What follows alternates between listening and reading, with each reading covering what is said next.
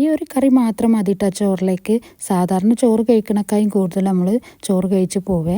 തേങ്ങ ഒന്നും അരച്ച് ചേർക്കാതെ വെണ്ടക്ക കൊണ്ടൊരു മോരുകറി ഉണ്ടാക്കിയാലോ.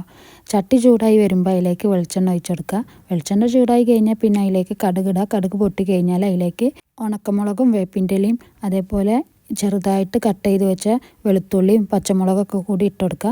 പിന്നെ കട്ട് ചെയ്ത് വെച്ച വെളിയുള്ളി ഉപ്പും കൂടി ഇട്ടിട്ട് ഉള്ളി ഒന്ന് നന്നായിട്ട് വഴറ്റിയെടുക്കുക.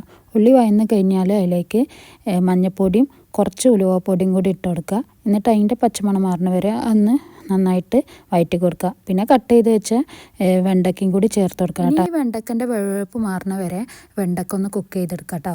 എന്നിട്ട് ഫ്ലെയിം ഓഫ് ചെയ്തിട്ട് ചെറുതായിട്ടൊന്ന് ചൂടാറിയതിൻ്റെ ശേഷം വേണം മോര് ഒഴിച്ച് കൊടുക്കാൻ കേട്ടോ. നല്ല ചൂടോടെ മോര് ഒഴിച്ചാൽ മോര് പിരിഞ്ഞ് പോകട്ടോ.